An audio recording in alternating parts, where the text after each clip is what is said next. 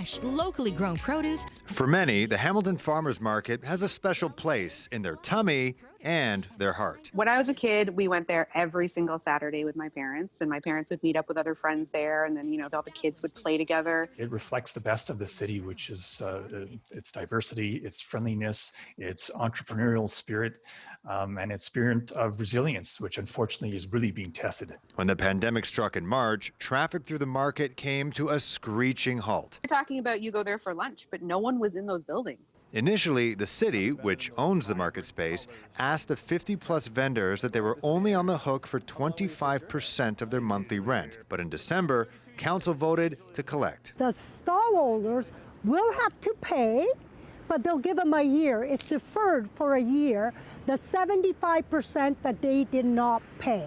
Ward 7 Councillor Esther Pauls voted to give vendors rent relief instead, but she was told that doing so would create a precedent for renters in other city spaces. If the city were to say, okay, we're not going to charge you, we would have to not charge everybody else, so it's considered bonusing. The market community couldn't believe what council was asking. No way that any reasonable person can presume that that the businesses will be in a better position in the coming few months, when the pandemic is still going to be persisting, to pay additional rent to cover a period that was even worse. And now to ask for money, 8 months later, is just, nobody has that money. In protest, Eric Miller resigned as chairman of the market board. He says the total amount of unpaid rent the city is looking for is roughly $160,000, an amount he says could be obtained without vendors emptying their pockets or savings. The city staff put forward a proposal to spend $75,000 on a consultant report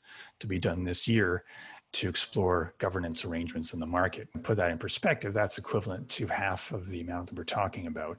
If we're talking about using money from the Hamilton Farmers Market Reserve account, the Farmers Market Reserve account would cover about 3 months of those. Rosie Rutterham, co-founder of Cake and Loaf, says she's fearing the worst. It appears to me that they are trying to clean house. The city will never evict anybody, that the city's here to help small business.